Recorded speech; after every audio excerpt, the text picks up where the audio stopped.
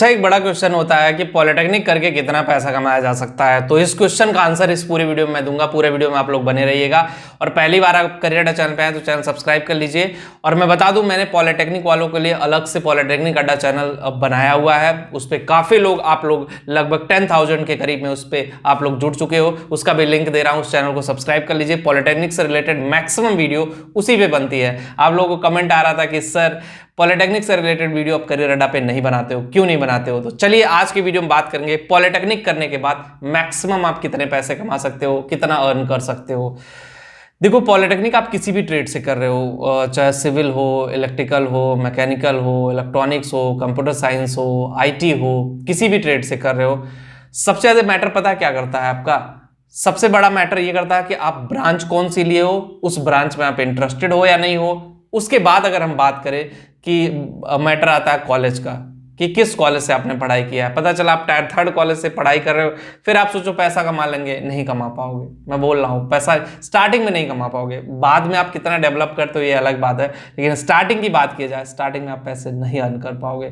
क्योंकि tyre 3 college में आप पढ़ोगे, टायर 3 कॉलेज से प्लेसमेंट नहीं है, टायर 3 की कोई फ्यूचर नहीं है, टायर 3 कॉलेज ऐसे ही होते हैं।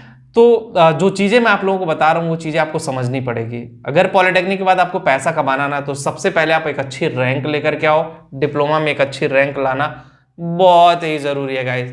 जब आप आपकी अच्छी रैंक आएगी ना, तो चीज़ें धीरे धीरे सही होती चली जाएंगी। आपकी लाइफ में बहुत सारी चीज़ें अच्छी होती चली जाएंगी। चीज़ें फिर आपको समझने में आने लगेगी कि किस तरह से मुझे आगे बढ़ना है।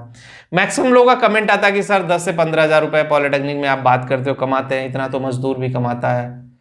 जितना पॉलिटेक्निक वाले कमा रहे हैं उतना तो मजदूर कमा रहा है।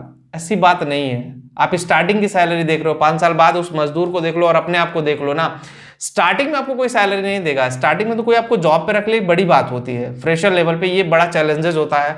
चाहे आप कैंपस प्लेस्ड हो रहे हो, चाहे आप ऑफ कैंपस जा रहे हो, ऑन कैंपस जा रहे हो, कोई भी हो, तो स्टार्टिंग की सैलरी पे मत जाओ।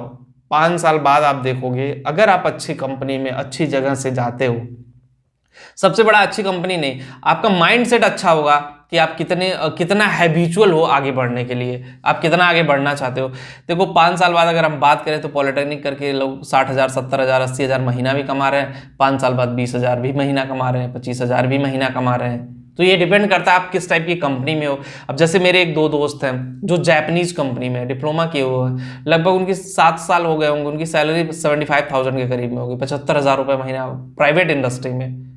तो हर ब्रांच के अलग अलग है, उसमें आप सिविल की अलग होती है, मैकेनिकल की अलग है। लेकिन हाँ, अगर आप सही से करोगे ना तो 50,000 रुपये महीना आप कमा सकते हो पॉलिटेक्निक के बाद इजीली, 2-4 साल बाद, 5 साल बाद। लेकिन हाँ, उसके लिए मेहनत करनी पड़ेगी आपको इंडस्ट्री में। ऐसा नहीं है कि आप एक लेवल पे जाके रुक जाओ, अपने स्किल को मत बढ़ाओ। अब देखो, ग्रेजुएशन भी कर लो। अगर आपने पॉलिटेक्निक किया, कहीं से चांस मिलता है कि बीटेक करने का अपॉर्चुनिटी, तो बीटेक भी करिए, क्योंकि वो आपके प्रमोशन में, आपके करियर में 4 चांद लगाएगा, करियर को आगे लेकर के जाएगा। चीज़ें वहाँ से सही होंगी, चीज़ें वहाँ से डेवलप होंगी। तो पॉलिटेक्निक के बाद आप पैसे बहुत कमा सकते हो। पॉलिटेक्निक के बाद अपना बिजनेस, बहुत सारे लोगों को मैंने देखा बिजनेस अपना स्टार्ट किया, बहुत पैसे अर्न कर रहे हैं। अपना यूट्यूब चैनल पे पढ़ाना शुरू कर दिया और भी सारे प्रोसेस स्टार्ट कर दिए। तो पैसा कमाने की कोई लिमिट नहीं है कि आप एक लिमिट पे रुक जाओगे। पैसा लिमिटलेस, आप पैसा कमा सकते हो, लेकिन आपको समझना पड़ेगा उस लिमिटलेस पैसे के लिए आपको कहाँ कहाँ जाना पड़ेगा, किस डायरेक्शन में बढ़ना पड़ेगा, क्या उसकी स्कोप है या नहीं है। राइट डिसीजन, राइट कंपनी में जाना बहुत ज़रूरी है। बहुत सारे लोग कहेंगे सर हम तो देख रहे हैं 5 साल बाद लोग 15,000 रुपये महीना कमा रहे हैं। वो अनसक्सेस लोग हैं, सफल नहीं उनको मैं मानता हूँ। वो अनसक्सेस हैं, उन्होंने लड़ाई नहीं लड़ी, वो एक ही कंपनी में बैठे होंगे। देखो, स्टार्टिंग में जब आप जॉब के लिए जाते हो ना, 1 साल एक कंपनी में बहुत है। अगर अच्छी कंपनी है तो आप लॉन्ग टर्म चले जाओ, ठीक है, कोई बात नहीं। लेकिन आपको कंपनी जल्दी जल्दी चेंज करनी पड़ेगी। जब तक आप कंपनी नहीं चेंज करोगे, आपका इंक्रीमेंट कैसे होगा?